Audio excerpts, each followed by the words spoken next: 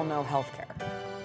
And we all know people who have had issues with the healthcare system. Yes. Also, it feels like it is targeted to one of the institutions, whereas as a president, the president represents all of the institutions. We're still off, right? We can be.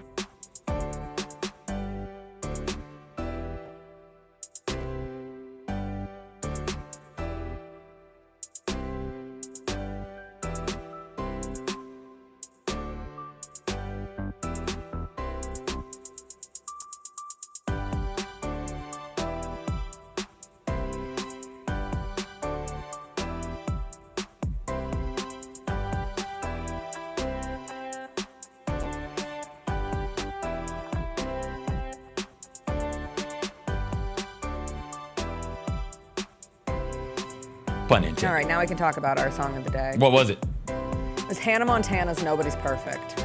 I'm unfamiliar. Nobody's perfect. I gotta work it again and again till I get it right. I am in such a nostalgia mood this morning, and that song popped up, and I was ready to accept it into my heart and soul. Okay, that's what's up. Yeah. So was that Miley Cyrus or Hannah Montana? Hannah Montana. Okay, all right. Best of both worlds. I'll turn up. Let's go.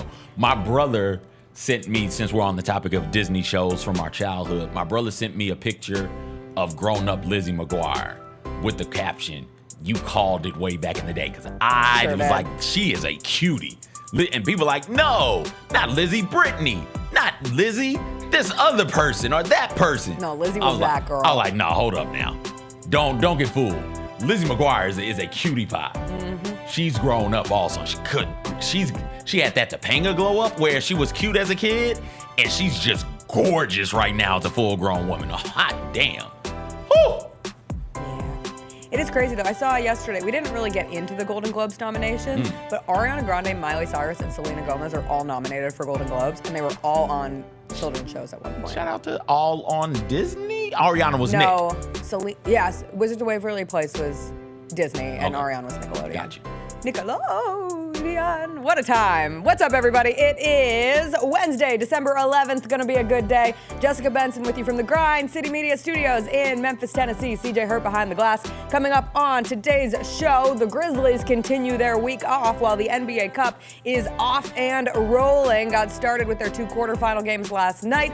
Bucks and Thunder advance. We will discuss those, plus some oops, we missed it again topics from the week we have not gotten to. Caitlin Clark is your time athlete of the year. Bill Belichick just might become the next head coach at the University of North Carolina. And BYU got the #1 player from the 2026 class. Yes, BYU. DeAngelo Williams will join us about 40 minutes in. Never know what we'll talk with him about. We will have our story time of the day. If you're joining us live, be sure to vote on that. Your options are in the chat. Smash that like button. We'll do some WTF stories as well. Among those today, could AI be used in the future of the college football playoff? Joe Burrow's house was broken into and it exposed to his potential girlfriend of the moment is. Kylie Kelsey's podcast went straight to #1 on the charts, and we'll discuss the best place to sit at a party. It is a Wednesday, and you know what they say, if you make it through Wednesday, you can...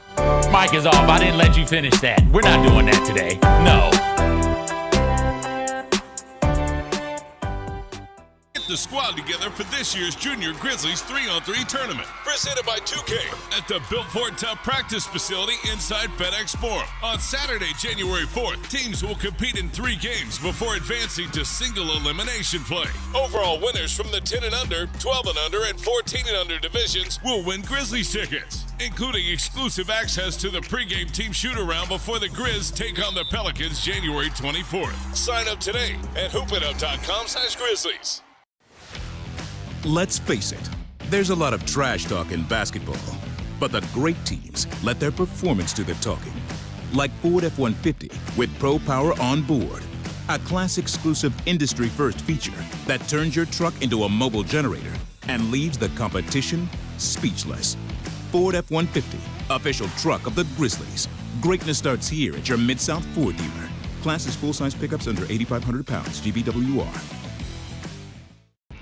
When it's all on the line, you turn to the strong, the stable, the unwavering. To those with a history of raising their performance, to meet the moment. It's true in basketball. It's true in banking. Grizzlies checking from Pinnacle. Play hard, bank easy. Open a Grizzlies checking account with at least $100 and a recurring direct deposit by August 31st. And you could receive a $200 direct deposit bonus into your account. Details at grizzliesbanking.com. Member FDIC. Thanks for showing up, Memphis. Nothing beats catching your Grizzlies IRL, and nobody knows that better than you. So next time you want to hit up a game, Ticketmaster's got your back with tickets to every upcoming matchup. Whether you're catching the Grizzlies at home or on the road, you'll find tickets at Ticketmaster, the official ticket marketplace of the Memphis Grizzlies and the NBA. Keep putting that jersey collection to use and get Grizzlies tickets today. There's no better brag than saying you saw it live. See you courtside again soon, Memphis. Look at that. We got the whole Grizzlies team just infiltrated our studio. Santi Aldama's in the house. Look at everybody. The whole Grizzlies team. Look at Zach Edey's in the house. John Morant's in the house. Say hello. Say hello. Yo. The Chris Vernon Show, live on weekdays at noon on YouTube at Grind City Media and the official Grind City Media app. How about them How Tigers? about Go the Tigers. Tigers? Go. Beat Tulane in a game that nobody called. Nobody thought was going to happen. They were a 2-touchdown underdog, and they got the win. Number 25 in the AP right now, number 24 in the coaches poll right now. So this is a Tigers football team that's going to end the regular season ranked in both major polls, possibly ranked in the CFP as well, with 10 wins. That's a damn good season. The Odds Couple, live at 2 p.m. on YouTube at Grind City Media and the official Grind City Media app.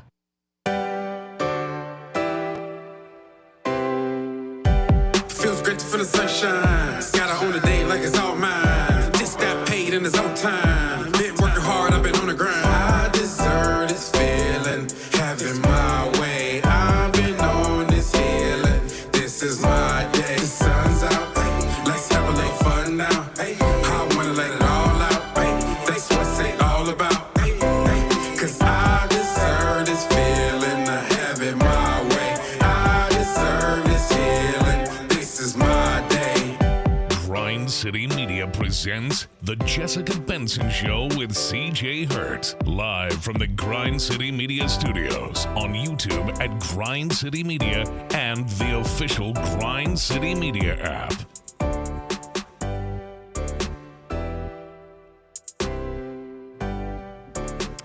What's up, everybody? Happy Wednesday to you. I hope you're having a wonderful week. A week with no Grizzlies games until Friday. I don't really know what to do with myself this time of year, but I did sit down last night, CJ, to try and get into the magic and the spirit of the second annual NBA Cup with the quarterfinal games taking place last night. Did you watch one quarterfinal game, two quarterfinal games, or no quarterfinal games? No quarterfinal games. I used yesterday to do the men's college basketball. The Jimmy V Classic was popping off up in Madison Square Garden. So I was like, oh, Tennessee is playing, Michigan is playing, Arkansas is playing, Miami's also playing. Wasn't really interested in them. Only interested in Tennessee and Arkansas because of the regional component of it, and Michigan's my team. So I was like, oh, okay. I'll kill 3 birds with 1 stone. I'll sit down and watch this all night. Was the cup any good? Well, so here's the deal. I had every intention of being seated for the entirety of the Cup. And I wanted to watch some of the Jimmy V Classic too, because it was my first chance to really sit down and watch John Calipari coach Arkansas. And I know Arkansas came back down 15 to beat your Michigan Wolverines, 14th ranked Michigan Wolverines. But I did want to give the Cup my undying love and attention and support, and I am house sitting, shocker, at the moment, and the house that I'm house sitting for has something called Samsung TV Plus, which I was unfamiliar with until yesterday, and I was going through the channels trying to look for TNT so that I could watch the beginning of Bucks Magic, even though I was a little more interested in Thunder Mavs from a Western Conference standpoint, and the Oklahoma City Thunder look like a real, true juggernaut in the West after last night. But I'm scrolling through the channels, and some of the channels are super weird. Like, there was a Dawson's Creek channel, and I was never a Dawson's Creek girlie. So it's just straight Dawson's Creek. Channels with just straight that show Yes. for the. I got you. Yes. Other there was a stuff horror does movie that. channel. Okay. There was a classic. I mean, we all have Turner Classic Movies. TCM, great channel. I think for Tubi does those of that. us I think that's how cinephiles. Tubi rolls. Okay. Or is Quibi a thing?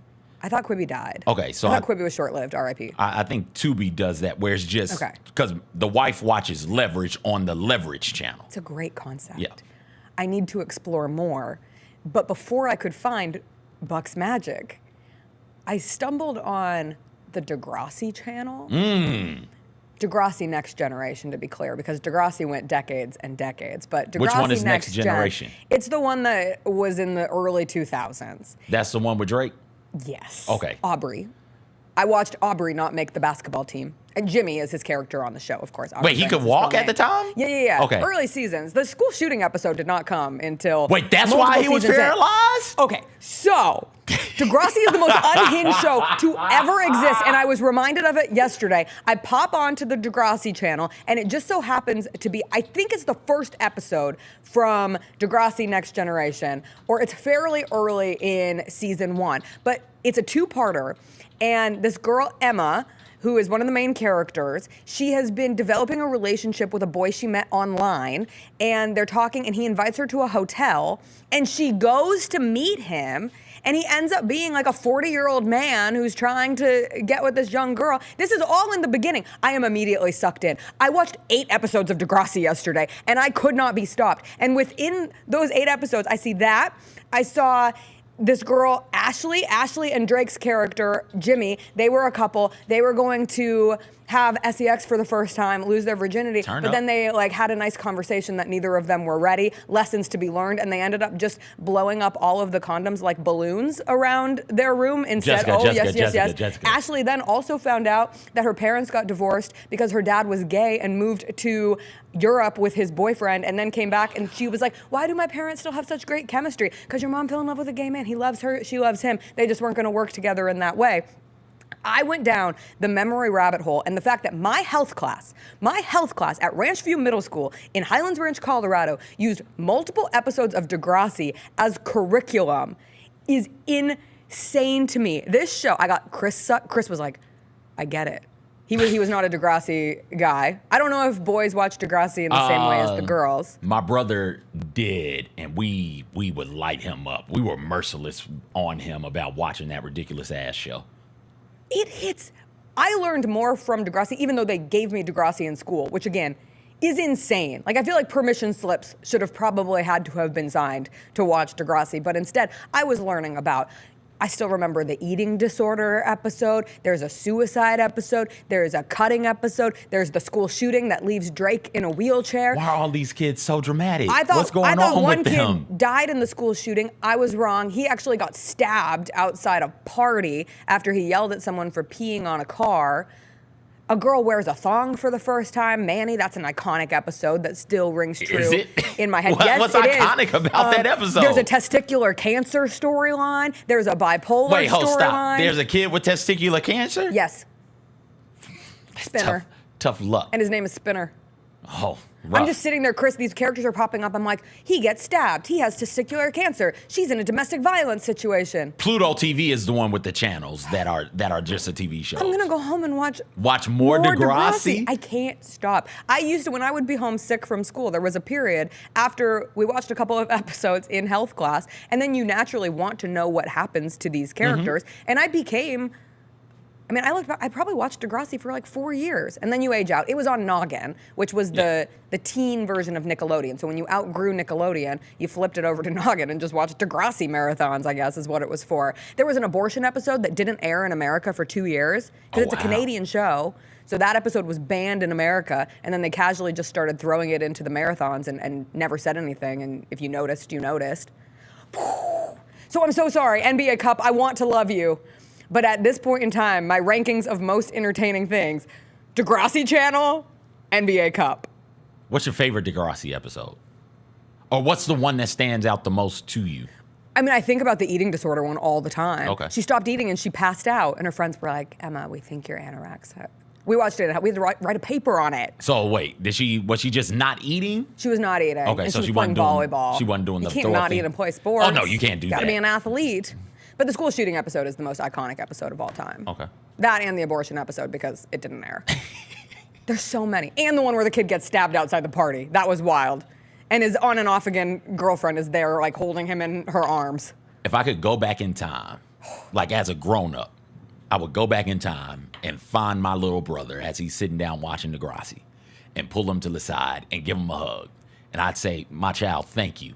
You don't know. But everything that you're doing right now is going to prepare me, your big brother, to deal with a person very, very similar to you.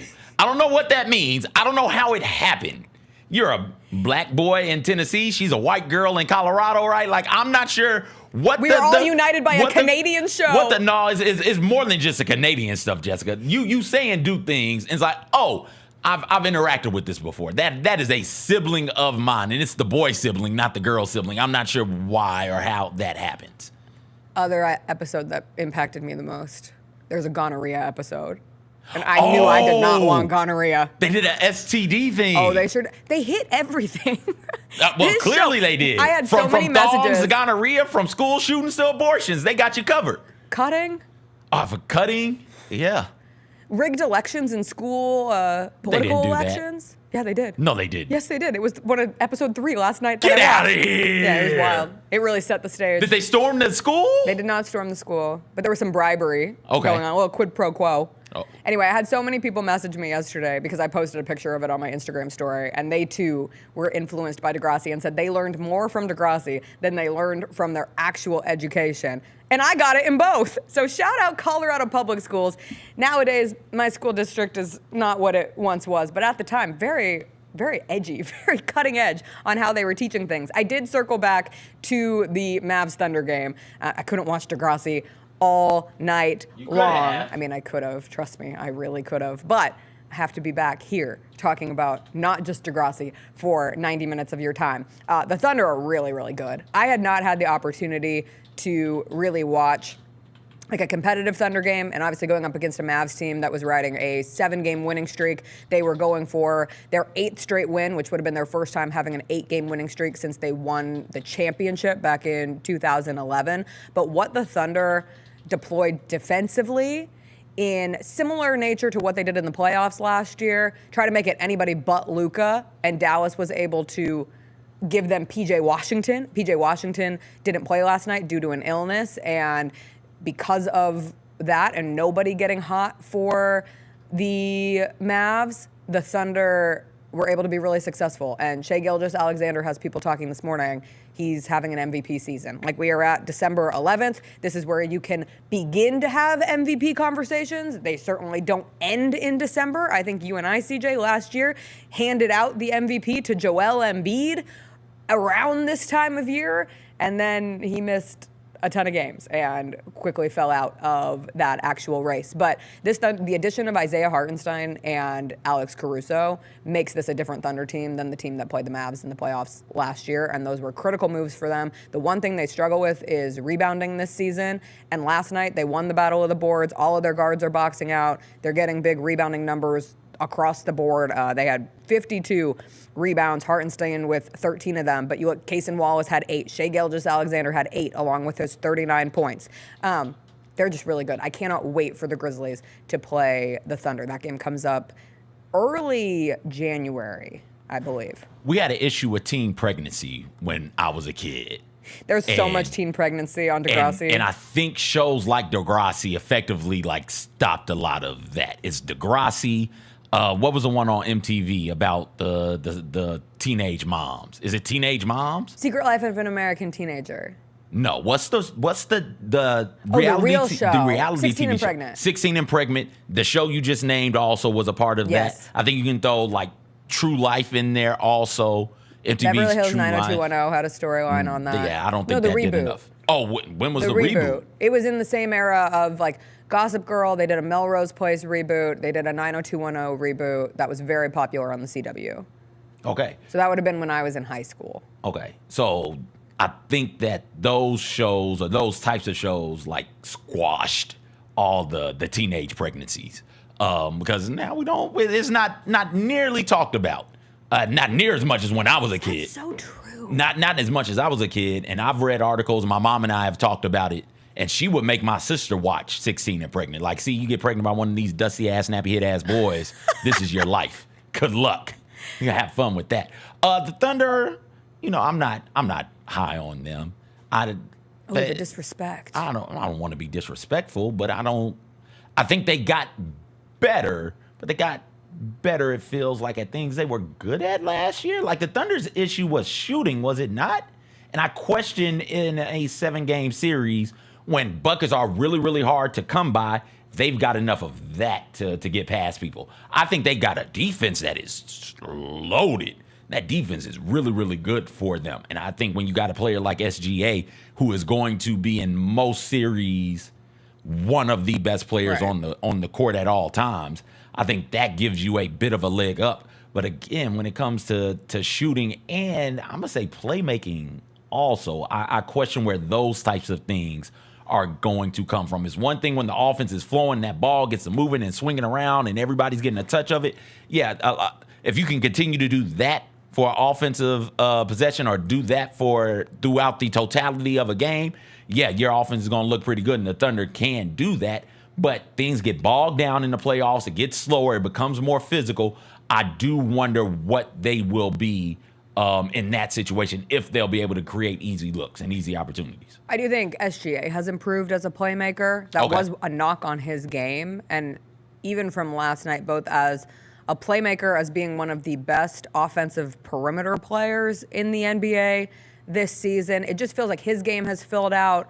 Caruso had some nice moments as a playmaker last night. And the other thing, when it came to their matchup with the Mavs, the size, adding Hartenstein, now you have Chet Holmgren They had injured. height and length. Height and length. They didn't have girth. Yes. They needed some thickness. And they've got that in Isaiah Hartenstein, like the perfect addition there. And they're, I think, 13-2 since Chet Holmgren went down. And you look at really great teams. We talk about it with the Grizzlies often. If a player is injured, is this team still built to compete? And there's a difference between the regular season and the postseason. But they have been able to still win without one of their most important players in Chet Holmgren. And not just win, but be the number one team defensively, the only team in the NBA this season to be top 5 in both offense and defense. And so the understanding that he will come back at some point just levels them up another degree. Yeah, and for me, teams don't make that leap in the NBA, right? You bang your head a couple of times. I don't think that the Thunder have banged it enough.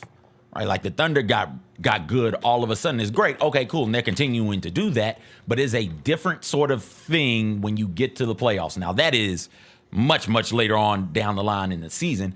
For the right now, yeah, they're one of the best regular season teams in the NBA. And you don't get to the playoffs unless you're really, really good in the regular season. You don't get, let me take that back. You don't get a 1 seed in the playoffs unless you're pretty damn good during the regular season, right? So they are really good right now. And I look forward to seeing what they look like and how they continue to grow throughout the course of this season. I will say from a Grizzlies standpoint, I would think these dudes have them circled like, oh, this is one of those types of games, right? The way that the Celtics, I feel like, was circled, where it is, hey, we're going to get to play one of the best teams in the East, one of the best teams in the NBA. Let's go out there and give them everything that we got. Let's run John Jaren 30-plus minutes in this game. I feel like the same thing will be done against the Oklahoma City Thunder whenever the Grizzlies play them next. 29th of December. Okay. So that is pre-New Year's. It is the road trip that they begin following the Christmas. They have a game the day before Christmas Eve on the 23rd at home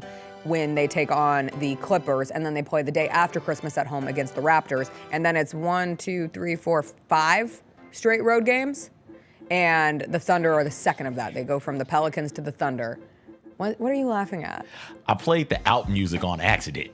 Oh, we can play it. I can't Jacob hear is it. giving me grief. My thing just keeps going in and out. So you know me, I'm just Well, my thing does that also. free living here with arms wide open. I couldn't hear the commercials. Did we get a Creed commercial? I don't think we have a Creed commercial. Creed is coming, in case you missed it. The Creed World Tour. Is it a World Tour? Who's or a opening national for tour? Creed? 3 Doors Down. That's going to be an incredible concert. Degrassi, Kryptonite, Creed, and Hannah on, Montana all in one morning. It is crazy. Not to go back to Degrassi. Keep going back to it. The fact that Drake went from that to being the most famous rapper in the world. And I know that he has taken a significant tumble thanks to Kendrick Lamar this year. Not that far but he of a is tumble. Still the most famous rapper in the world. And he was Jimmy on Degrassi. That's crazy. My guy got cut from the basketball team. My guy blowing up condoms. My guy gets shot and is paralyzed and becomes wheelchair Jimmy. And then he's that drag? He's certified lover boy, certified, yeah? What a time. Certified what? Pedophile. Oh, okay. I didn't, you know. You said It's yeah. early. I thought you were going to be like, I was like, wait, is he certified that N-word? Like, is that what we're doing? Okay. No, certified lover boy, certified Listen, pedophile. I got you. I always feel bad flinging the P word around when Why? it's not like Oh, P okay. as in proven. Okay. You know, it's a big word. It is a tough word to I think spell, it's one yes. of the worst things you can say to someone. That they're a pedophile? Yes. Are we allowed to call pedophiles pedos? Like, are we? I think so. Okay, cool. What happened to Catch a Predator? Speaking of great shows. Speaking of great shows from our I saw past. a Chris Hansen clip. Oh my goodness. He was reading off the text exchange. I was like, my gosh, how do you do it with a straight face? It's good stuff over there. All right, we got to take a quick break. We'll come back. Yes, CJ? Get your tickets to Grizzlies games, by the way. Oh, duh. Like, go out there. Go see them. They'll need you. I think for my this biggest Thunder issue series. with the NBA Cup, Yeah. and Gary brought it up on his show yesterday, is that the Grizzlies have not been a winning team in the NBA Cup, so I don't care. Like, if the Grizzlies were gearing up to go play for an opportunity to advance to Las Vegas, I'm not watching 6 episodes of Degrassi last night. I'm watching the Grizzlies take on whoever they're playing in the NBA Cup. It is not manufactured excitement enough for me to dive all the way in. Plus, the courts continue to be weird. Why was the Bucks court blue last night? That would be like if the Grizzlies were playing the Rockets in the NBA Cup and they decided to use the throwback Sounds jerseys on the court and had a red court. And I'd be like, is this a Rockets home game? No, it's a Grizzlies game. I thought it was supposed to make it easier for us to understand, but the Bucks are playing on a home blue court, and that made no sense in my little brain. The Magic are really good. That was my other takeaway. They lost. They're really good because they don't have Paulo, they don't have Franz Wagner, those oblique injuries, keeping them down, holding them back. But defensively, that team's awesome. I know the Bucks have been playing better, and Bucks. they will rest so much on Giannis. And Dame took over late in that game. Middleton had a good game too. Yeah. So they're stabilizing. Looks like they might be figuring things out, turning the corner. Potentially, maybe it's still a Doc Rivers coach team, so we'll see it. I'll believe it when I see it, but yeah. All right, we'll come back. We'll talk about Bill Belichick to North Carolina. We'll talk about Caitlin Clark being named Time Athlete of the Year. And still ahead, DeAngelo Williams will join us. We'll be right back.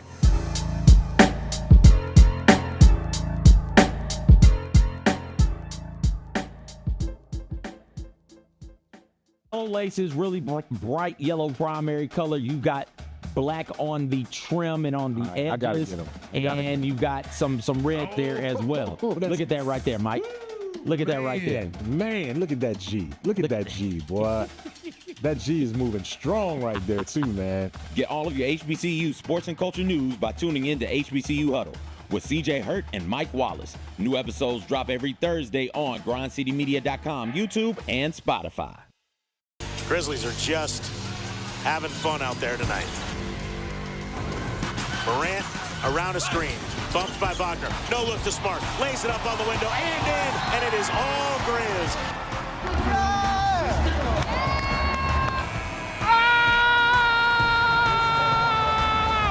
The Grizzlies have the fans on their feet at FedEx Forum.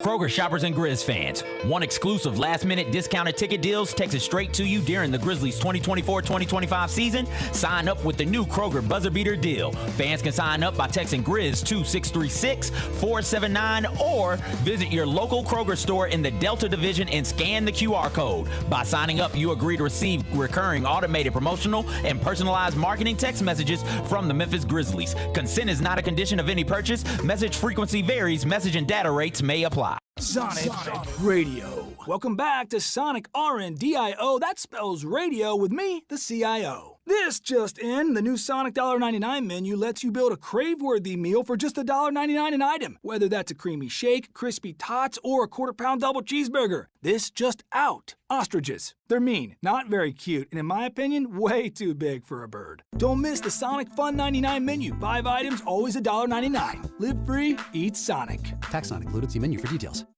Grizzlies fans, dunks, dimes, and no-looks are great on TV, but nothing compares to catching them IRL. And that starts with buying tickets at Ticketmaster, the official ticket marketplace of the Memphis Grizzlies and the NBA. Ticketmaster gets you to the game so you can catch every highlight in person. From seeing your favorite Grizzly stars up close to hearing the squeak of the sneakers on the hardwood. Put that jersey collection to use and get tickets at Ticketmaster. There's no better brag than saying you saw it live. See you courtside, Memphis. Grizz Nation gets set for tip-off 1 hour before every Grizzlies home game with the warm-up show. Get the latest news, notes, and analysis live from courtside at FedEx Forum. This team is doing everything that Taylor Jenkins and his coaching staff envisioned it could do. Join me, Lang Whitaker, along with Michael Wallace, Jessica Benson, and other personalities from Grind City Media, Memphis, and around the NBA. 1 hour before every home game, live at Grind City Media on X, YouTube, and the official Grind City Media mobile app. Somebody who really has done what they were supposed to do, or maybe wasn't expected to do, is Jalen Wells, the Western Conference Rookie of the Month. What you're seeing right now is him showing that, hey, no matter where I was going to go in the draft, I was going to be ready. Hey, Grizzlies fans, be sure to tune in to Grizzbeat, where the panel and I break down all things Grizzlies and take a look at the rest of the NBA as well. The show is live every Wednesday, 2 p.m. on YouTube at Grind City Media and the official Grind City Media app.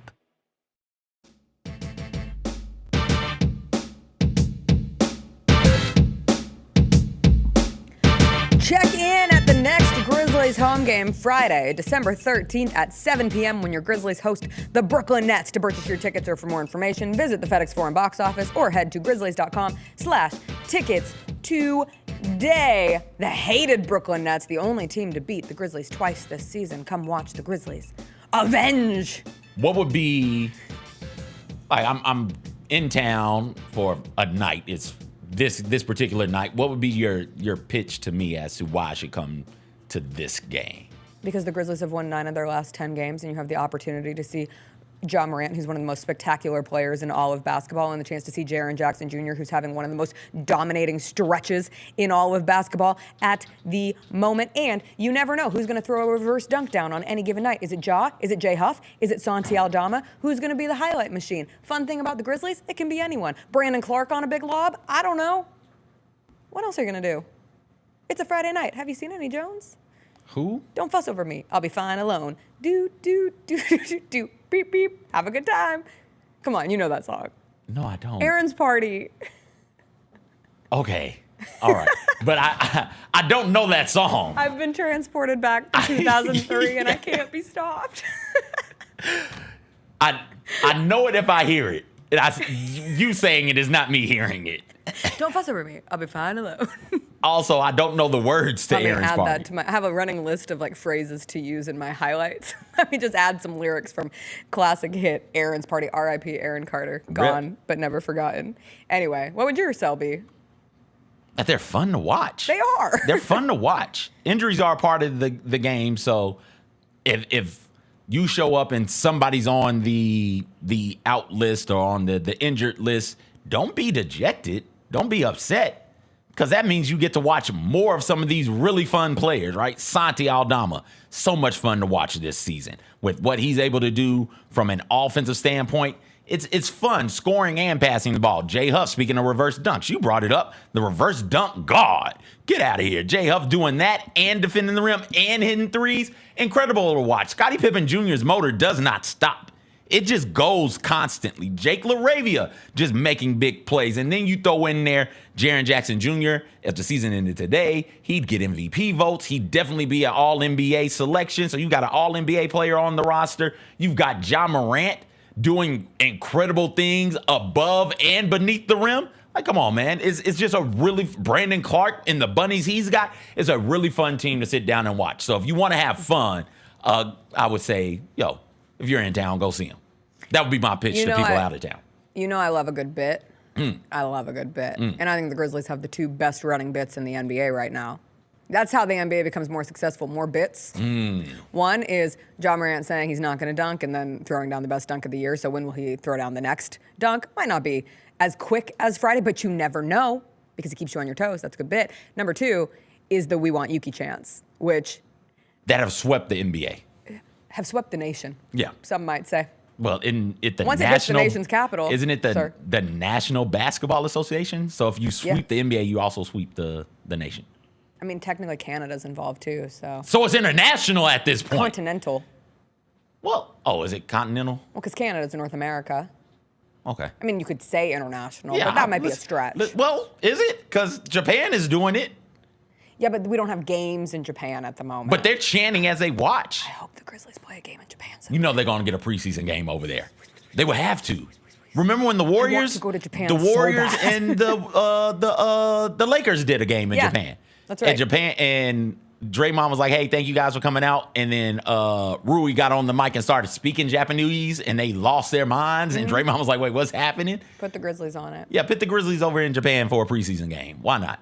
All right, some oops, we missed it again stories from the week we have not yet gotten to, and one that happened yesterday. Caitlin Clark was named Time's Athlete of the Year, to which I said, duh, of course she was. She became, in one calendar year, AP Player of the Year in college basketball for a second straight season, then became a WNBA All-Star and first teamer, took the Indiana Fever to the playoffs. You could honestly probably make a case for Caitlin Clark being one of the people of the year, sports and beyond, the collective consciousness of people getting behind the WNBA, people tuning into women's basketball, saw it in the ratings, saw it in attendance, saw it in the sheer levels of attention that followed Caitlin Clark. The WNBA became the fastest growing brand in 2024, according to Morning Consult, which is a marketing firm. The first time a sports league has been the #1 brand on that list, amongst the others,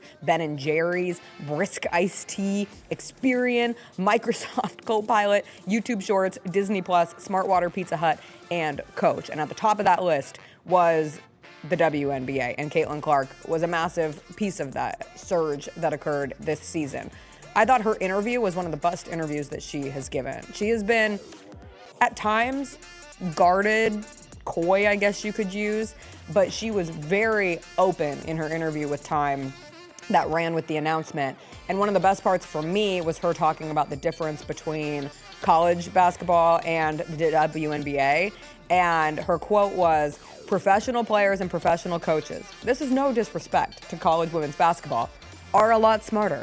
I love women's college basketball, but if you go back and watch the way people guarded me in college, it's almost like concerning. They didn't double me. They didn't trap me. They weren't physical. It's hard. It's college. A lot of those women will never go on to play another basketball game in their life. They don't have the IQ of understanding how the game works, so I completely understand it. And it's no disrespect at all. They don't have the IQ. You have to simplify it for girls at that age.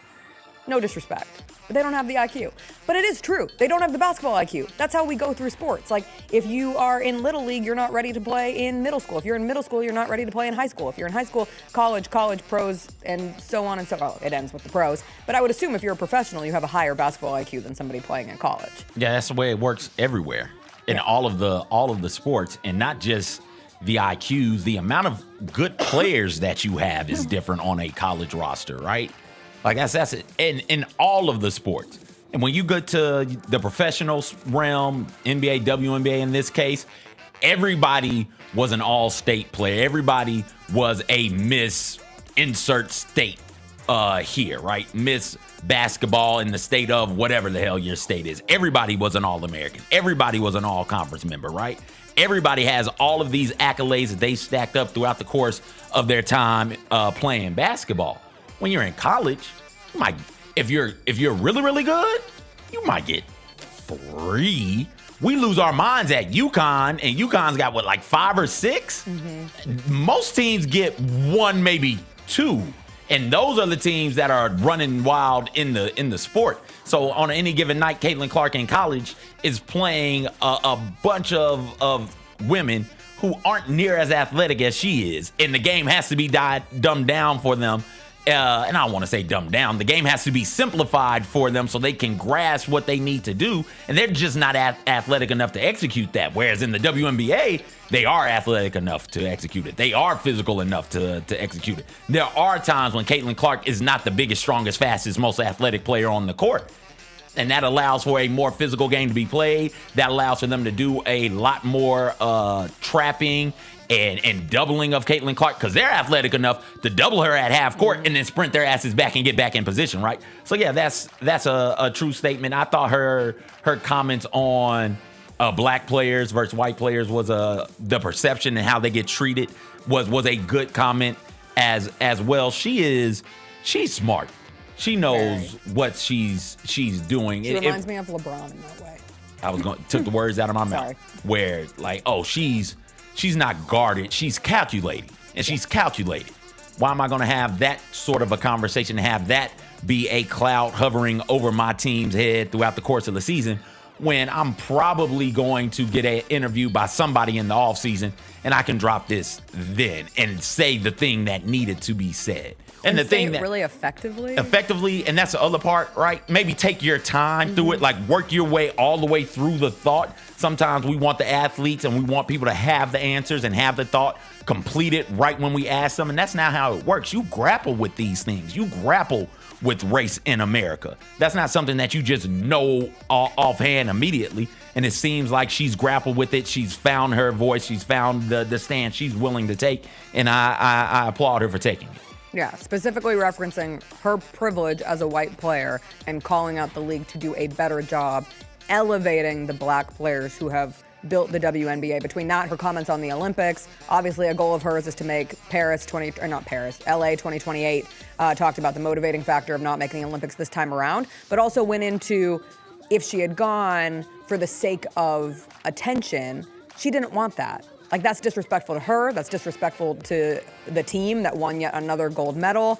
Also learned, she went to 2 nights of the Eras Tour with Taylor Swift. Didn't go with her, but is a big Taylor Swift fan. She got some Taylor Swift Eras Tour merch bags sent to her with a note from Taylor that said, Trav and I want to come to a Fever game next season. The internet will crumble if Taylor Swift and Travis Kelce go to a Indiana Fever game to watch Caitlin Clark. Those are like the fireworks all coming together, and the numbers would be insane. Like, if you think Taylor Swift brought attention to the Chiefs game, if you already take what happened with Caitlin Clark this year and add Taylor Swift into the mix of one, I can't wait. I look forward to it happening. Got to get Taylor Swift and Caitlin Clark. Taylor Swift coming to the Caitlin Clark Fever game on one side, so it's Swift and Clark on one side, and then have them playing The Sky and Angel Reese, and have Beyonce on the other side. If we want to do numbers, let's do numbers. Let's do the black-white thing. If we're doing Beyonce it by herself, or are they coming out as a family like they did for the Lion King premiere this week? Why can't Jay-Z be there? Everybody's grown. Did you hear? I think was it Chuck or Shaq last night who started making a Jay-Z comment. One of the other two were like, maybe not the time. Maybe not the time. I mean, maybe somebody else. You got to make those comments while you can. You got to, because there's a chance they'll be gone.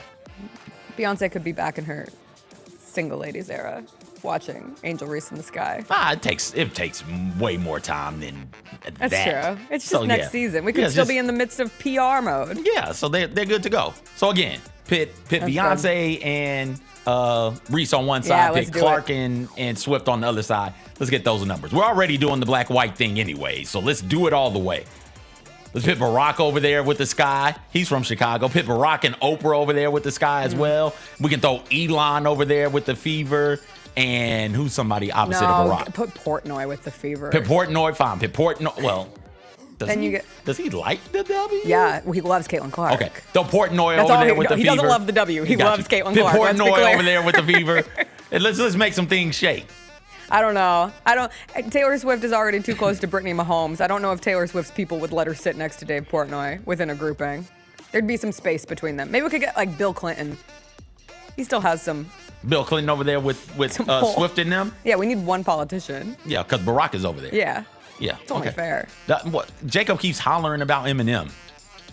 What is Eminem going to do? People don't care about Eminem Eminem's like mourning that the death anymore. of his mother. Leave him alone. Is he mourning it? No, probably not. Yeah, like I think he's. Maybe the mom spaghetti. I think that relationship died a long time ago. Yeah. I'm sorry, Mama. That's a good song. I didn't mean to hurt you. Never meant All to right, hurt we you. have to Keep take a break. going. We did not get to Bill Belichick really looking like he could be the coach of North Carolina, although there is reportedly, allegedly, some pushback from the trustees there. We'll slide that into WTF. We'll get to DeAngelo Williams after a quick break.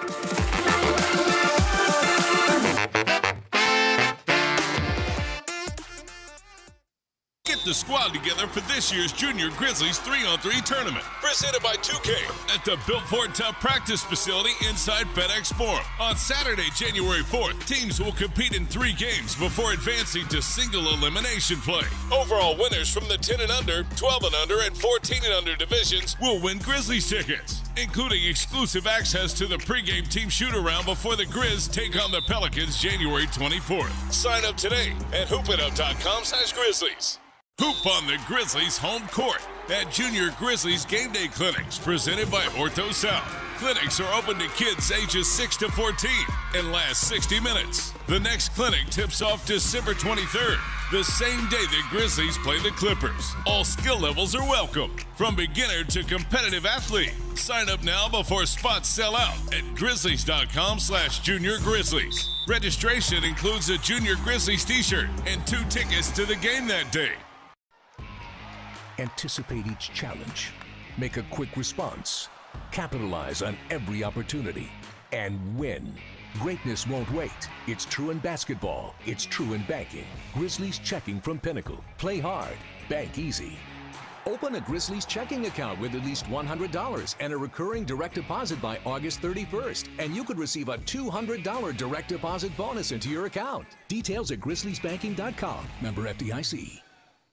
Thanks for showing up, Memphis. Nothing beats catching your Grizzlies IRL, and nobody knows that better than you. So next time you want to hit up a game, Ticketmaster's got your back with tickets to every upcoming matchup. Whether you're catching the Grizzlies at home or on the road, you'll find tickets at Ticketmaster, the official ticket marketplace of the Memphis Grizzlies and the NBA.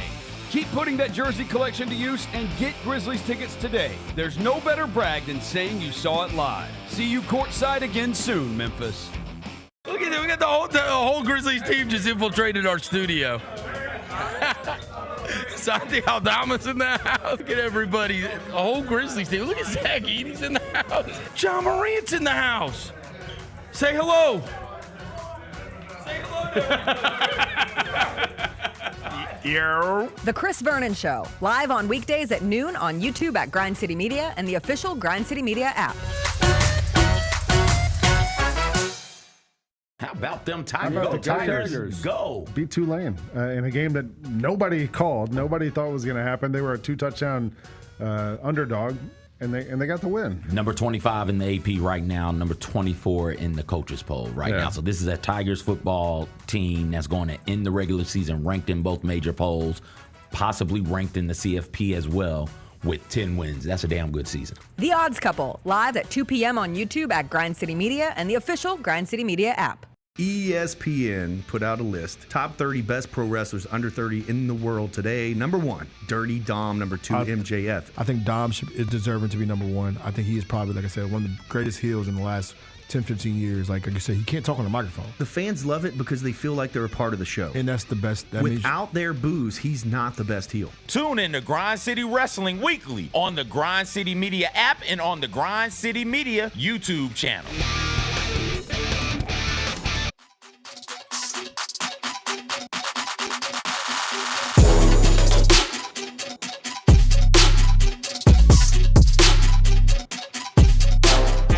CJ, did you have MySpace?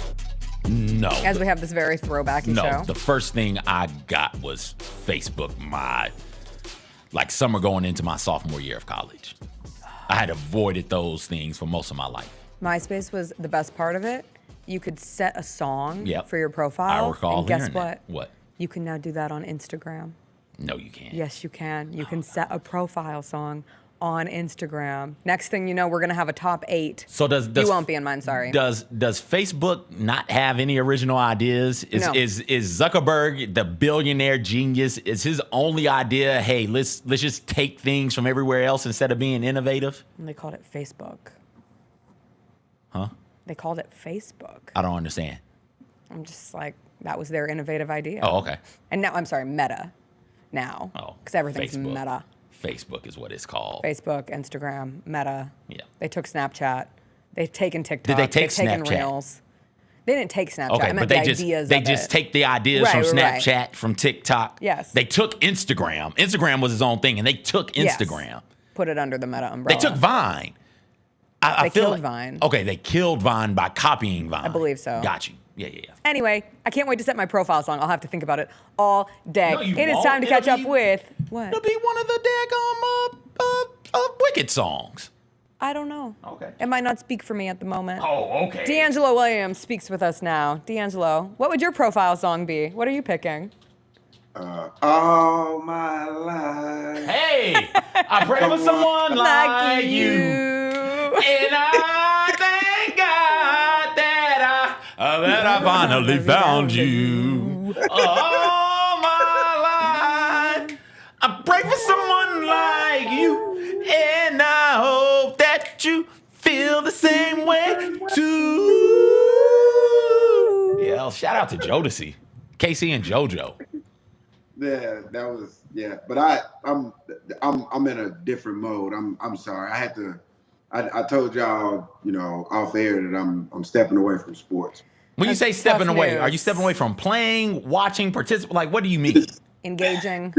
So you got to hear me out. So me and my boys, man, we talk real disrespectful to each other when our teams are doing well. Well, my boy left me the most disrespectful voicemail that I'd ever heard in my life. Okay. And I'm talking about to the point where I had to call him and be like, "Hey, bro, you all right?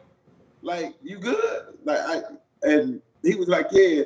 And he was like, "It was that bad?" And I sent it to him, and he called and apologized to me like, "Yeah, bro, you didn't deserve that." I didn't know, because he had took like 2 or 3 weeks of beating, and Buffalo came into town, and you know what Buffalo did to San Francisco. Mm-hmm. So he did it all out on me, like a whole 2.5 minutes. Mm. He gave it to me, and this is how long this has been festering, right? So I told him, I said, "Man, maybe we just need to step away from sports."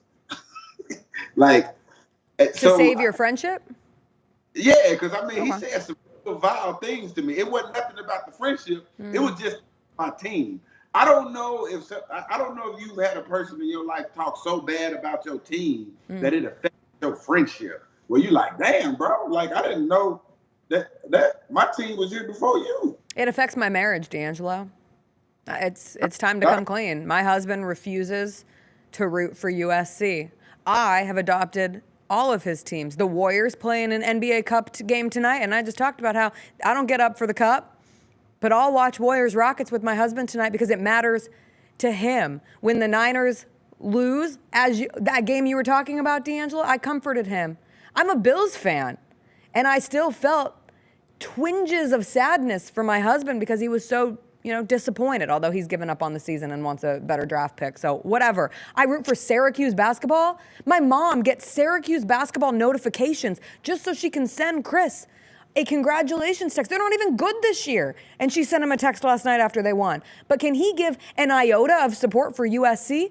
No, not one. And he talks hella ish about them whenever he gets the chance. So I feel you. And it hurts my feelings, honestly.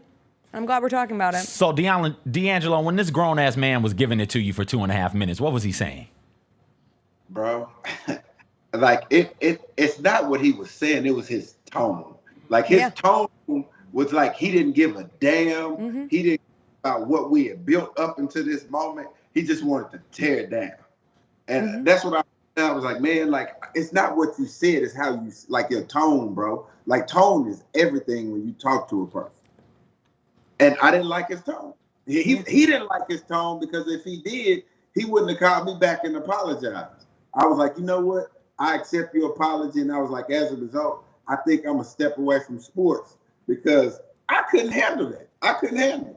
That's the best part about the sports, though, with your friends, right? Not with random ass Joe Blow down the street. You get to do a little shit talking. I got a buddy of mine, believe it or not, he's a Michigan State fan, like a diehard Michigan State fan. We kind of grew up together. 8th grade year we met, and we became really, really close. We're really good friends. And this is about the time of the year we start sending the memes and the gifts and stuff, right? It's basketball season's underway, and it's just, hey, my boys are gonna beat yours, right? You know you finna catch his ass whooping, don't you? And we just go back and forth.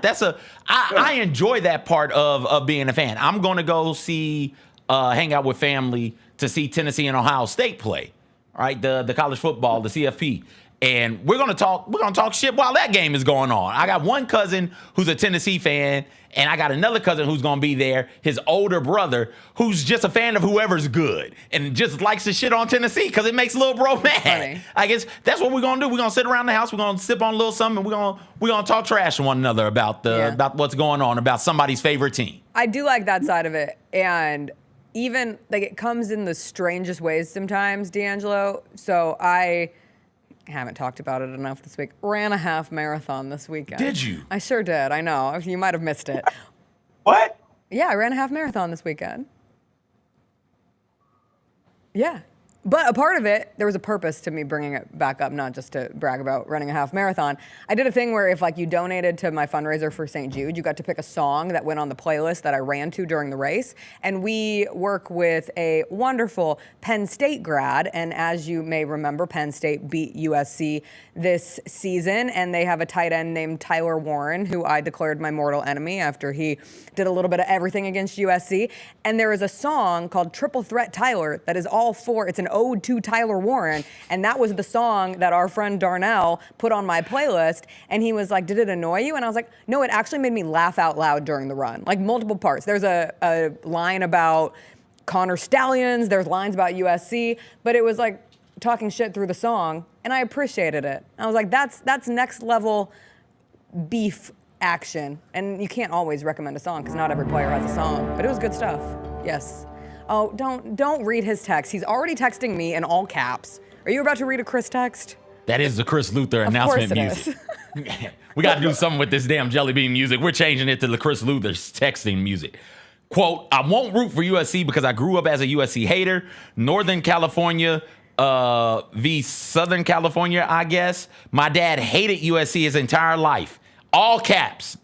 And now that man is dead. Wow. I'm keeping his honor alive. Mm-hmm. You want him to go against the wishes of his dead father? Yeah, that's what he tells me. Is it not bad enough that you haven't taken this man's last name yet? Wow. Why are you trying to isolate him, Jessica? Wow. Jessica, you didn't tell us all of this. Yeah, it was implied. It was implied. It was implied. Okay, what am I supposed to do? Every time he says it now, he goes, I can't root for USC. It would dishonor my dead dad. Like, I have no fight with that. No, you can't. It's over. Yeah. I would just love the support of my husband, not having a sly little grin every time USC loses another game. He's like, how'd USC do? I'm like, you know. You know. Can we spend the last couple of minutes talking about this this bowl game that Memphis got involved? Sure. No. Before you get to the bowl game, DeAngelo, there are things that happen before the bowl game, and do want your thoughts on, because there's a prominent running back in the running for Heisman, DeAngelo. I want your Heisman thoughts, and then we can talk about the Tigers in the bowl game. That's a tough one for me, man. I understand. It's really hard for me when there's other guys in the country doing what it is that you're doing. I'm not saying that. So everybody's on this whole thing about Travis Hunter doing something that no player has ever done before. But I'm thinking, like, damn, did they not see Charles Woodson? Like, do anybody not remember him? Charles Woodson wasn't doing it like this. Charles Woodson had receptions. Charles Woodson had receiving touchdowns. Charles Woodson was not top 5 in receptions, receiving yards per game, and touchdowns, right? He's like he wasn't 2 in receiving touchdowns this season. Charles Woodson played at Michigan. I know where he played, DeAngelo. That's how I know what he didn't do. Okay, so with him playing at Michigan, I'm saying that that's very similar at that time to the SEC, where we're paying 12 games and 10 of them are top 25 teams that we're playing. I'm not, nothing against Travis Hunter. I'm not saying that Travis Hunter does not deserve that, because that's not who we're talking about. We're talking about Gentry. What I'm saying is that if you look through the annals of time, I like that. You see what I did there? I think it's annals, but go ahead. It's fine. Not sure what annals He's you're 12 years looking old. at. He just but go wanted ahead. to say annals of Look time. through the annals, man. We can talk about Uranus next. All right, go ahead. Yeah. You will find that, like, okay, when those running backs that were up for the Heisman were up for it, it wasn't other guys doing what they were doing. You look at Gentry, there's other running backs that has his yard average or how many yards he had, maybe not his touchdown average. You look at other running backs, they got his touchdown average, not his yards. So it's not like nobody else is doing what Gentry's doing. They just not doing it where everybody's talking about it, because there's other running backs that are doing it. They have just as many yards. He's not the only running back that's going. You see what I'm saying? Like, I think that Travis Hunter does win this Heisman Trophy, but I don't think that Gentry's done enough and the other two players have done enough to succumb what Hunter is doing in Colorado. That's what I was going to say until you jumped all over me as if I was saying that Travis Hunter wouldn't deserve another Heisman. No, I would just I hear the comparisons between Hunter and Woodson made, and I understand why they get made. They both play on both sides of the ball. Woodson was also a return specialist. I understand that, but Hunter has taken that to a different sort of a level. I just wanted to make sure that we acknowledge. I don't know if he has taken it to a different sort of level, because if he's doing this in the SEC, there's nobody else to touch. It's not even close. Like, we're not even talking about other people for the Heisman. But so you're saying it's because it's in Colorado and in the Big 12 and not at Arkansas or South Carolina or one of these SEC schools, that there's still another level to go, right? When one of them get a hold to one of these type players, then it'll be yet another level to it. So that's what I was fighting. Why can't he fight the same thing that I was fighting when I was up for the Heisman? I mean, he's doing all these things, but what of his level of competition? Who is he playing against? Like, that was always the knock. So now when we use it, they're like, but what? Yeah, my take that I came to yesterday, and I believe that Travis Hunter should win. I don't think it's the easiest decision in the world. Ashton Jeanty has played his way. He has more rushing yards than Derrick Henry had when he won the Heisman. He's had a tremendous season. But for me, I am almost always rooting for the Ashton Jeanty in this case, as someone who grew up loving non-power conference football as a child of the Western Athletic Conference, and looking back at the last time a group of five, we didn't even call it group of five at the time, but a non-power player was even a finalist for the Heisman, was Kellen Moore in 2010. And before that, it was Colt Brennan in 2007 from that Hawaii team. I would root for that player 9.99999 times out of 10, but Travis Hunter has been so uniquely successful in the sport, I have to push my chips behind Travis Hunter this season. And that's it's going to sound disrespectful to Ashton Jeanty because he's not going to win the Heisman, in my opinion. But he had in any other season, I think he wins. And it doesn't matter to me that he plays against non-power competition. Like, you put the stats up that you put. All you can do is play the games in front of you. He gets Boise State into a college football playoff appearance, and that's remarkable in its own sense. Yeah, but it's the Heisman Trophy. It's the Heisman Trophy. The Heisman Trophy can only go to one person, and it sounds like all three of us, if we had a vote, yes, we were doing it. I'm glad to hear that. It would be Hunter 1, Jeanty 2, and then everybody else Yes. get in where you fit in. It was a two-horse race this entire season, and Boise State knew it. So with that being said, Boise State systematically made themselves available for him, because they knew that with all the notoriety that he's getting, it's going to blast the school into orbit. And here's the thing, though. When you look at Boise State, who have they played? Well, they did play Oregon, so that's what they've been able to hang on for the entire season. And you see what I'm saying? So that's the I know. That's the thing. And They also held him out for like 8 quarters this season. He could have stat padded throughout the year, and they didn't play him. It keeps him healthy, and he was banged up throughout the year too. But anyway, it'll be interesting to see who wins. I do want to know your takes on Memphis going to the Frisco Bowl, though, because it is not the sexiest bowl in the world, but they do get to play, well, not the sexiest team in the world in a West Virginia team that fired their coach. But your takes on Frisco? Nope. Is he frozen? Oh, that's your take. You're not happy about it? I just gave you my take. Silence? Can silence be a take? Silent night, holy night. Will you be going, DeAngelo? Say that again? Will you be going to Frisco? I should call it by its government name, the Scooters Coffee Bowl.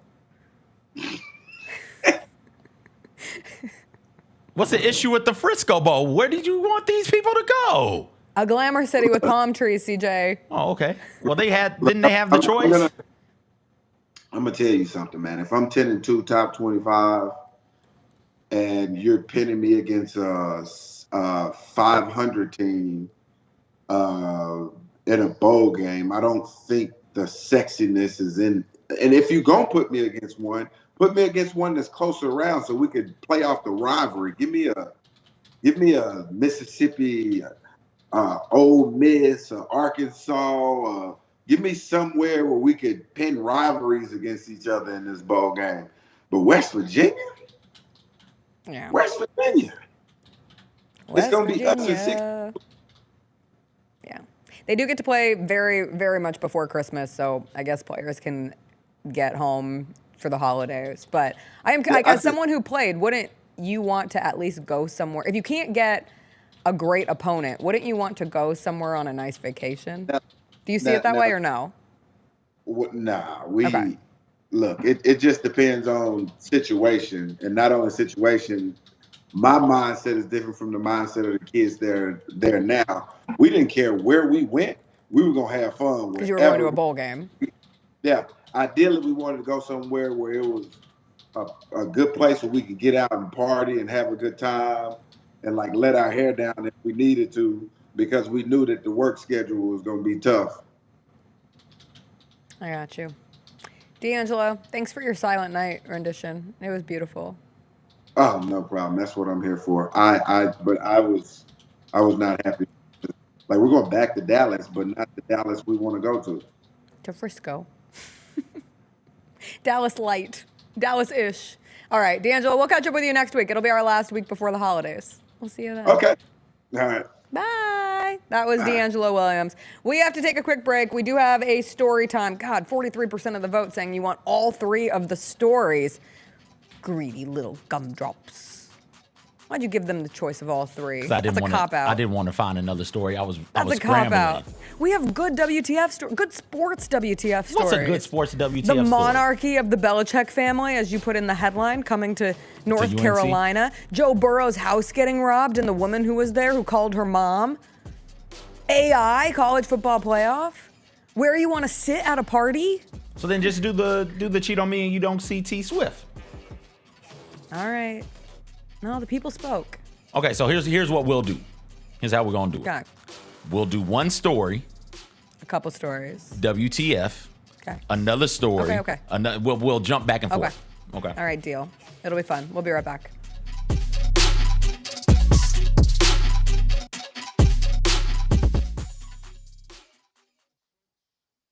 Grizzlies are just having fun out there tonight.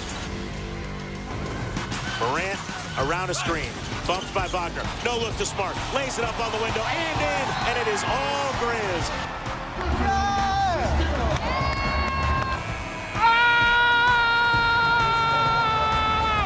The Grizzlies have the fans on their feet at FedEx Forum.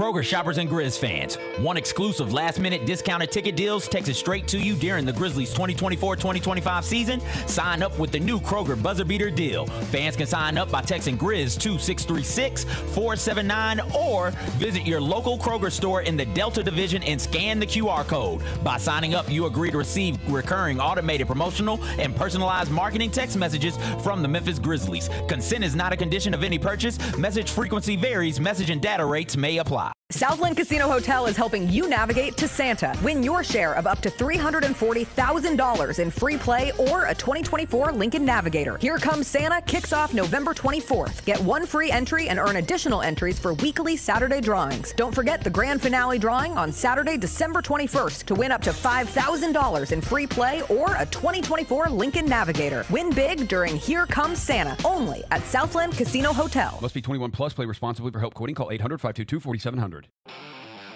Thanks for showing up, Memphis. Nothing compares to catching your Grizzlies IRL. And that all starts with buying tickets at Ticketmaster, the official ticket marketplace of the Memphis Grizzlies and the NBA. Ticketmaster gets you to the game so you can catch every highlight. Put that jersey collection to use for the next game and get Grizzlies tickets at Ticketmaster. Whether they're here at FedEx Forum or on the road, Ticketmaster's got your back when it comes to scoring tickets. And there's no better brag than saying you saw it live. DeAnthony Melton took my little guys, to the ice cream stand. He was like, I'm going to get ice cream. You want to go with? So he took my little guys to the ice cream stand. So, guess who their favorite player is now? Ja Morant. But outside of that, DeAnthony Melton's pretty high up on the list. How about this? We got youth small DeAnthony Melton jerseys at our house right now. Love DeAnthony Melton. That was a fun night. It was a fun night, man. The Gary Parrish Show, live on weekdays at 10 a.m. on YouTube at Grind City Media and the official Grind City Media app. Yellow laces, really bright yellow primary color. You got black on the trim and on the edges. I gotta get them. And you got some red there as well. Look at that right there, Mike. Look at that right there. Man, look at that G. Look at that G, boy. That G is moving strong right there, too, man. Get all of your HBCU sports and culture news by tuning in to HBCU Huddle with CJ Hurt and Mike Wallace. New episodes drop every Thursday on grindcitymedia.com, YouTube, and Spotify.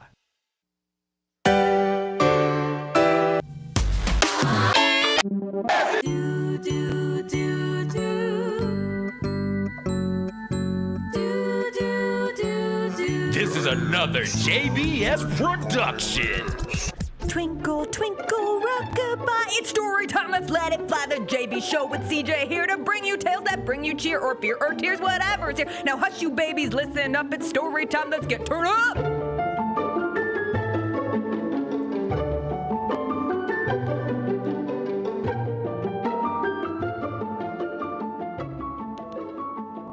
First of all, my husband texted me, CJ stands up for me, LOL. Congrats. That's me as the furthest right person on this show, as the most right person on GCM. I stand up for the little guy, and there's nobody protecting white men right now, and that's what I do. You can't get the music right. No. But you will protect white men. They got me mad in the chat about the 1997 Heisman Trophy. Again, if you're not watching live and you're not in the chat, you're kind of doing yourself a little bit of a disservice. We got a whole nother show going on over here. And so I was distracted talking about Randy Moss and how awesome he was and how Manning didn't deserve the Heisman, how Woodson was a much better player. And I looked up and it was time to go, and I just didn't know what button to hit. I apologize. I did love King Meek saying Frisco Bowl sounds like a sandwich from Hardee's. It actually sounds like a bowl from like KFC. I think it could be a bowl from like Dairy Queen, where they just put the burger and the lettuce and tomato and the onion with the sauce in a bowl. Yeah. And call it the Frisco Sandwich Bowl. There's a place called Frisco Freeze in the Pacific Northwest that makes great milkshakes. Oh, so maybe a name like Frisco Freeze, you got to. All right, am I the a-hole for selling my Taylor Swift tickets after my girlfriend cheated? Oh, no. A few months back, I, 27-year-old male, won some money and decided to surprise my girlfriend, a 25-year-old female, with Taylor Swift tickets for her Vancouver show. She's been a massive Swiftie since forever, and I knew this would mean the world to her. I spent around $800 for 2 really good seats. Last week, I discovered for 2 really good seats. Okay. I thought that was a steal. All right. That still feels like a steal. That's still a lot of money. Yeah, I didn't go to the Eras tour. $800 on somebody who's just about to cheat on you that's crazy. I wonder their thoughts on eggs. I do too. You know, if you bought tickets to the Eras tour, I would love to know your thoughts on eggs. You couldn't afford eggs. No, certainly not. Not Anyway, in this economy. Other a-hole conversation. Last week, I discovered she'd been secretly meeting up with her work friend for months. I found out because she accidentally left her Instagram DMs open on my laptop. She'd been using it to print something, and I saw weeks of flirty messages and plans to meet up. When I confronted her, she tried to deny it at first, but eventually admitted they'd kissed several times and had been having an emotional affair. If they kissed, that's physical. I don't believe that they kissed multiple times. I believe they kissed other things. How old are we?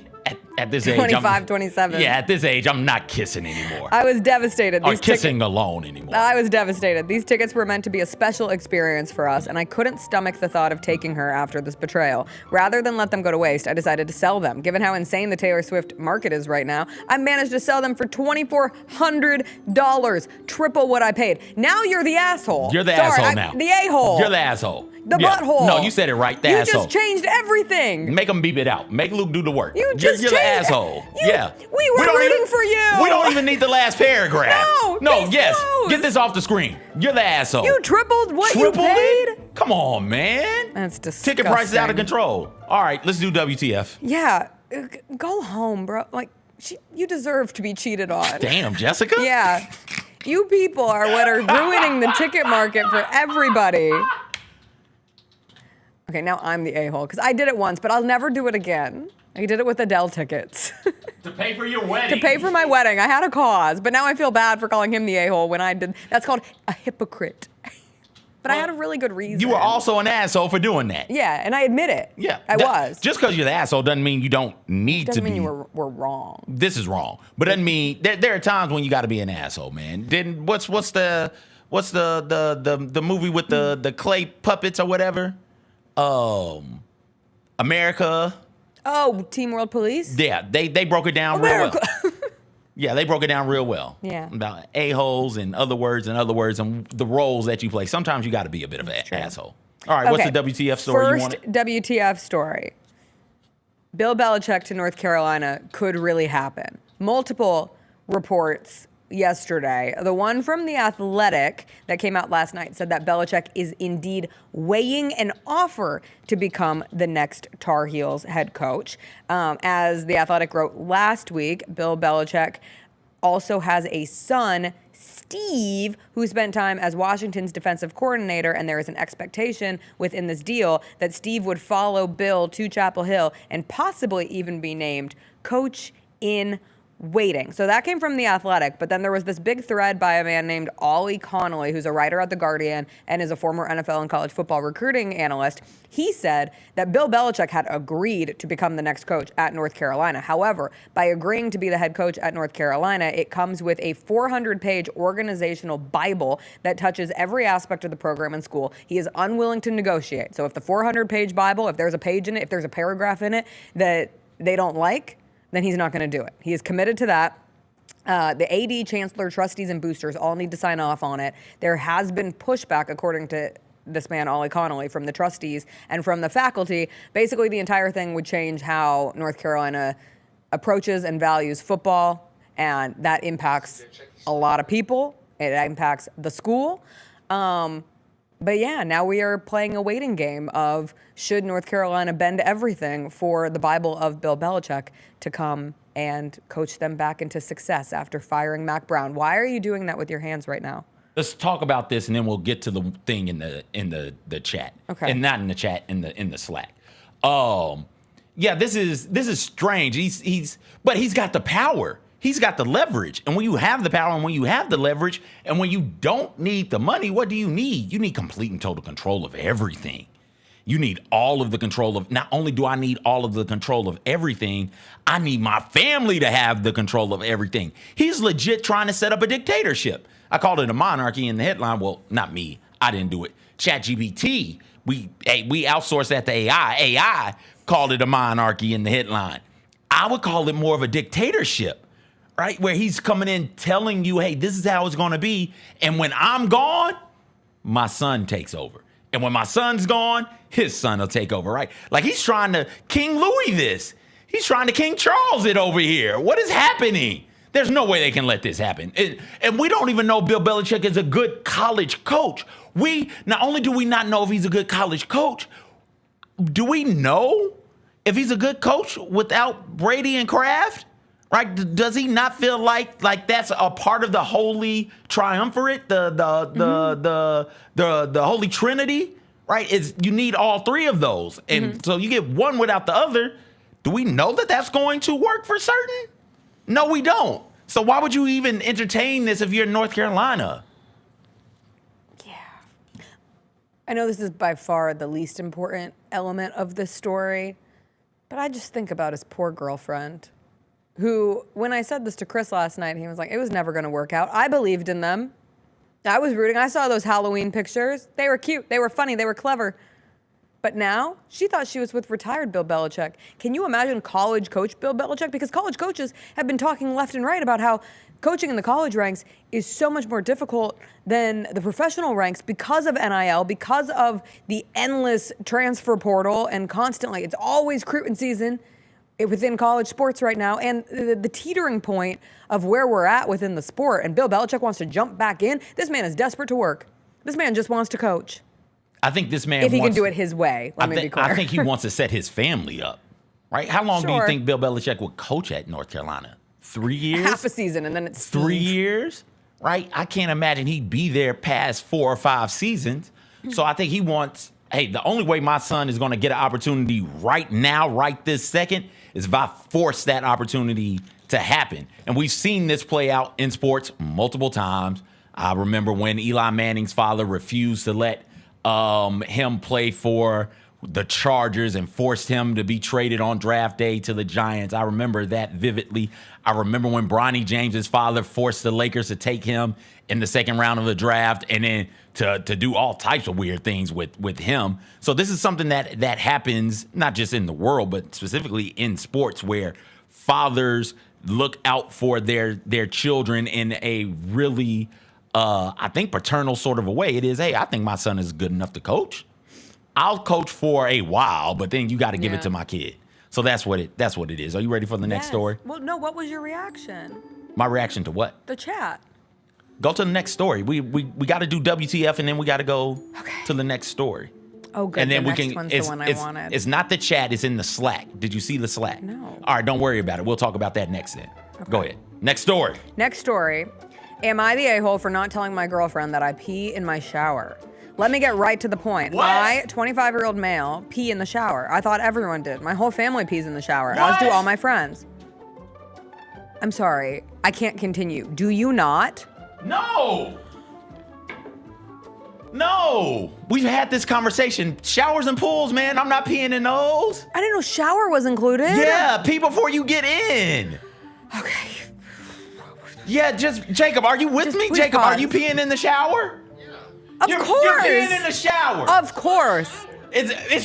I'm never showering at your people's places. Okay, fine. I Good read grief. this morning, and it just really took me out that the people in the comments all thought that they were in the universally accepted side of peeing in the shower. And then there were people in the comments who thought that they were universally in the accepted side of not peeing in the shower. Is this a two Americas moment? I do not know. But at least I know that one side of America pees in the shower and the other does not. Anywho, back to the man in question. I don't pee in a shared shower like a dorm or a locker room, nor do I pee in someone else's shower when I'm a guest in their home, but I do pee in my own shower. Hell yeah. So I've been dating my girlfriend, Jessica, great name, female 25, for several months now, and she stays at my apartment at least a couple nights out of the week. Things were going very well until yesterday. I got home from work late and traffic had been real slow. I had to pee so badly, but I also felt sweaty and gross, so I wanted a shower. Killed two birds with one stone. When I got home, I was in a frenzy, but I still gave Jessica a kiss like normal. Then I immediately went to the bathroom, took my clothes off, hopped in the shower, and had the most relieving pee I've ever let out. After that, it was smooth sailing. Did my skincare routine changed, began making dinner for me and Jessica. Jessica came into the kitchen and asked how I was and responded with, nothing feels better than a good old pee in the shower. Okay, that's a little weird thing to say. You don't have to bring it up. She started to laugh. And when she realized I wasn't laughing, she said, "You're joking, right?" I was like, "What do you mean?" And she went, "You don't actually pee in the shower, do you?" When I told her I did in fact pee in the shower, she got really upset. She said it was nasty that I peed in my shower and that I should have at least told her so she would have known to wear shower shoes. I told her I didn't think it was a big deal. Everyone pees in the shower, and that if she was worried about that stuff, she should just bring shower shoes whenever she stays at someone's house. She called me gross and insensitive as she packed up her things and left. I really didn't think I'm in the wrong here, but Jessica's normally super chill and down to earth about things, like all Jessicas, and we've never had an argument like this before. Is she overreacting, or am I in the wrong? She left. That's psychotic behavior. How hard could it be for you to get naked and just, the toilet is right here. The shower is here. You could turn the shower on, let the water get to running, and you're a dude. Just turn and Calvin and Hobbes that thing. Let the urine flow from you and then turn and get in. Get into the shower. Okay, so you sit down. You sit down for what, 25 seconds? Then you pop up. Yeah, but I'm not sometimes saying you you don't gotta know. wipe. I'm just saying, like, sit down, pee in the toilet, and then get in the shower. Sometimes you don't know that you have to pee until you're in the shower and the water is coming down on you, and you're like, man, I really need to urinate at this moment. Yeah, that's because you're so comfortable peeing in the shower. Yeah, I have absolutely zero issue. It all goes down the drain. Now, it really comes down to a question, do you keep your bathroom clean? We clean our bath. I clean my bath. How often do you clean your bath? At least once a week.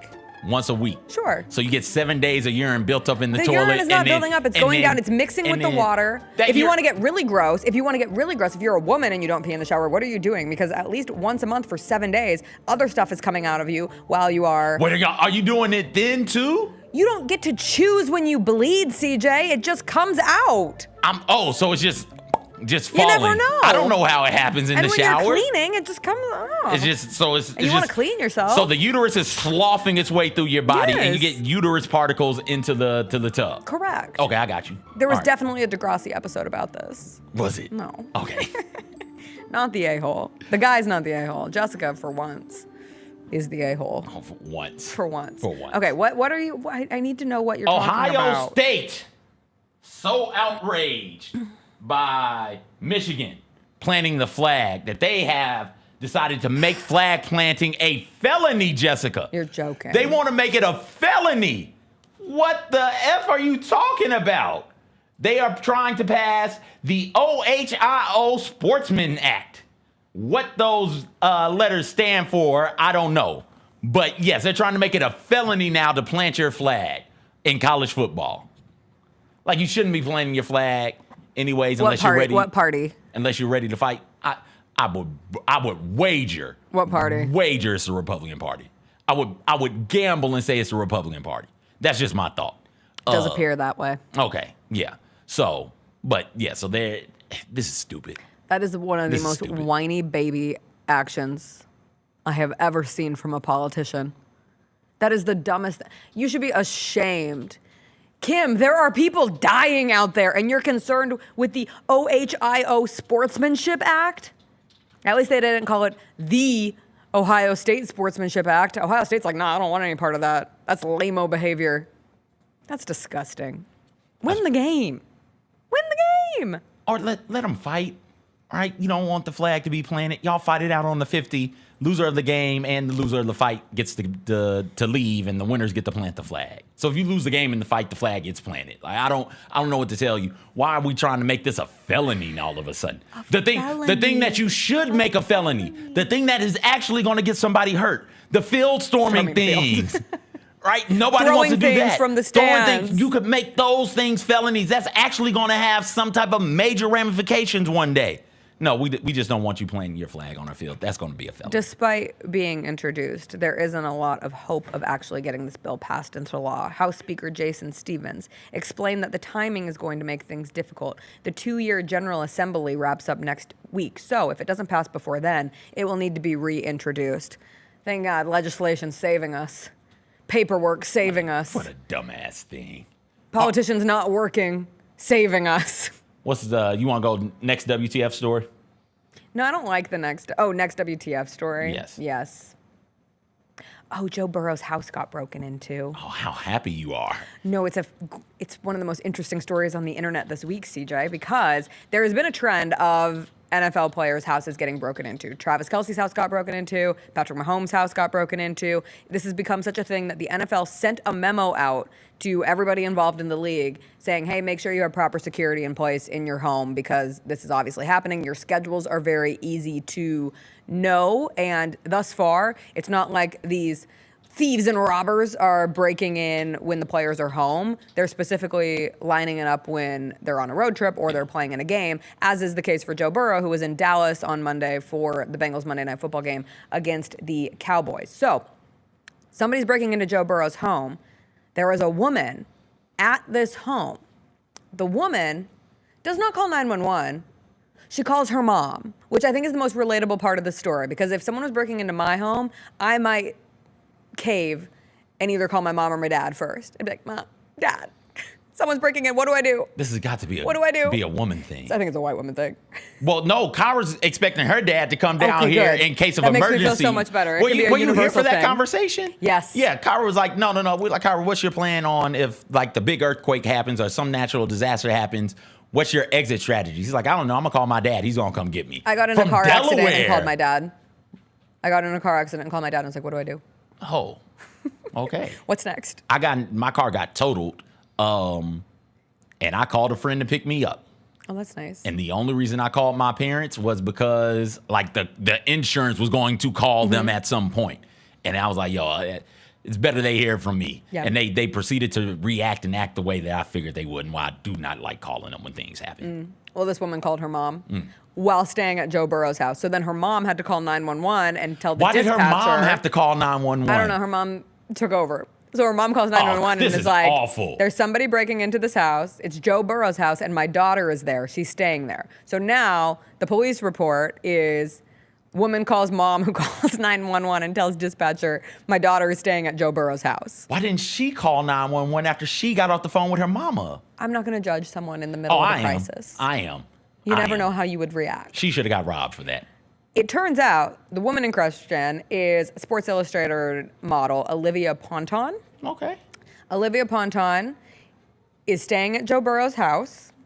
Per the police report, she is employed by Joe Burrow. So I'm now questioning, remember Employed that in what NFL way? memo? About? Make sure you have proper security? Yeah. Is Olivia Ponton Joe Burrow's security guard? Not if she's calling her mommy. True. That would not be the best way. Unless her mom is part Liam Neeson's and is going to run around like, hey, Ma, they coming. I'm hiding under the bed. They're going to take the phone. Let them know what's up. Let them know you got a certain set of skills. Shout out to Liam Neeson's. Maybe. People are questioning, are they dating? And they're questioning because last we knew, Joe Burrow had a fiance, we think. Not anymore, maybe. This woman, Olivia Ponton, came out as bisexual in 2021, has had a girlfriend, but now is she with Joe Burrow? Is this a new couple? We don't know. How old is she? Please hold. I got you. I'm sorry. I just got questions about what's this person's name? She's 22. Okay. She's a baby. Joe's not old. What is he, 26, 27? He's 28. That's fine. That's fine. No, I'm just meaning like she called her mom. She just no. graduated. She might still be in college. I was still in college when I was 22. No. At 22, you're grown. She's a baby. You're grown enough to know I what to do. know why she's employed by Joe Burrow. I think we know why. What are the rules of your employment? I want that cake. You bake me some cake. Oh. Yeah. She's a baker. I like to think it's more entrepreneurial. She's got cookies. She's working on things. He wants a body of the cookie. They're collabing. Oh, yeah. Oh, they are absolutely collabing. You're damn right they're collabing. They're collabing. You can hear the sounds of them collabing various Imagine times trying of the to day. hide a relationship and it gets exposed. If they are in a relationship and it gets exposed because your house was getting broken into and the girl that you were trying to have a quiet, private relationship with called her mom to call 911. Wild. Just call the daggum police yourself. Wild. Anyway. All right. So we're not going to do the last story? No. Okay. You want to do the last WTF? Because guess what? If the last story, has anyone ever heard of a gaycation? If your husband comes to you and says he promises that he's not gay, but he wants to go on what he's calling a gaycation Where in nothing this counts. story. Nothing counts. He just wants to experiment. It doesn't make him gay. I mean, you can support him, you can accept him, you do you, but I would love for you to look inward and outward and think to yourself, my husband might want to experiment. We need to start realizing how we're going to address this within our relationship. That's all. Okay. Straight as an arrow men don't ask to go on a gaycation. Sexuality is a spectrum. Yeah. But I think that's pretty far on the spectrum. Yeah, but a gaycation is way on one side of the spectrum. Yep. A gaycation is gay. Right? Like that I think that makes you, at the very least, one of the other ones. Either bi, maybe pan. I don't understand these things. But it definitely does not make you straight. And what you do on a gaycation doesn't stay on the gaycation. That's not how that works.